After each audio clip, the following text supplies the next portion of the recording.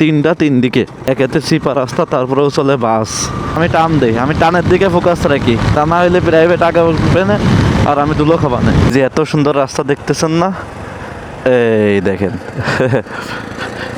ঠিক আছে, এরকম চমৎকার চোখ ধাঁধানো রাস্তার অভাব নেই। সামনে যে দেখবেন যে 10 হাত ভালো, 10 হাত এরকম, 10 হাত ভালো, 10 হাত এরকম। ঠিক আছে, রাস্তায় এরকম করতেছে।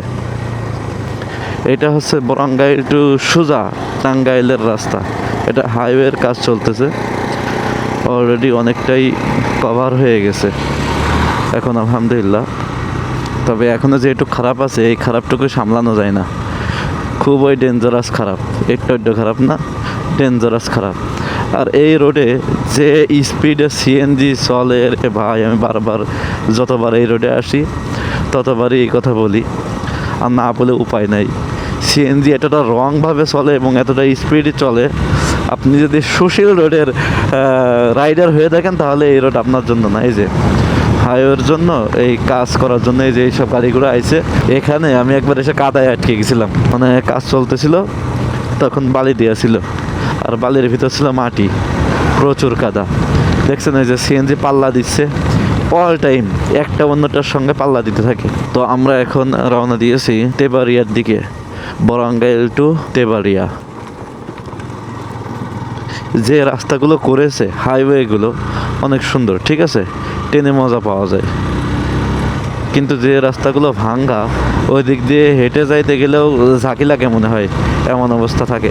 কেউ অস্থির, এরকম সব জায়গায় এরকম অস্থির রাস্তা হইলে চালায় মজা পাইতাম। কিন্তু আবার ওই যে সামনে আবার খারাপ। ওই দেখেন সিএনজি অলরেডি পাল্লা দিয়ে শুরু করেছে, দেখেন দেখেন দেখেন, তিনটা তিন দিকে। এবার অন্য গাড়িগুলো কোন দিক দিয়ে যাবে কোন, একটা আর একটার আগে। তবে এই মাইক্রোর আগে না উঠলে আমার জীবন বরবাদ হয়ে যাবে না ধুলা খাইতে খাইতে। এই জন্য ও পিছিয়ে থাক, ওর আগে উঠে আমি টান দেই। একেতে চিপা রাস্তা, তারপরেও চলে বাস। ঠিক আছে, একটা বাস আসলে পুরো রাস্তাই ব্লক।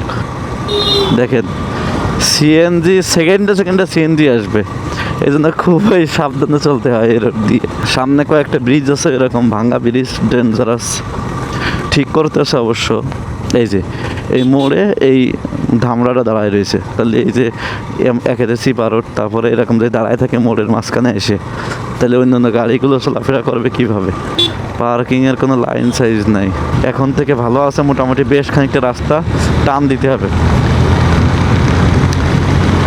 দিনের বেলায় হেডলাইট নাকি? ও ফগ লাইট জ্বালাই রাখছে, দিনের বেলায় ফগ লাইট, ভালোই সুন্দর।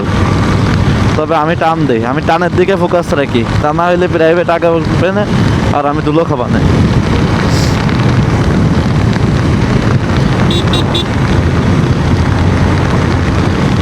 আগে ছিল ওই যে ওই পাশের ওই রাস্তাটা, এই যে ঘাসের ওই পাশে চিকন একটা রাস্তা ছিল, সেই রাস্তা ছিল, ওই যে বুঝিয়ে গেছে ঘাসে। ঠিক আছে, আর পরে এইটা করেছে এই মোটাটা। রাস্তাটা অস্থির হচ্ছে কিন্তু রাখতে পারতেছে না এলাকার মানুষজন। এই রাস্তার উপর দিয়ে গোবর মোবর নাড়ে বিভিন্ন জিনিসপত্র মত্র রেখে রাস্তা নষ্ট করে ফেলতেছে।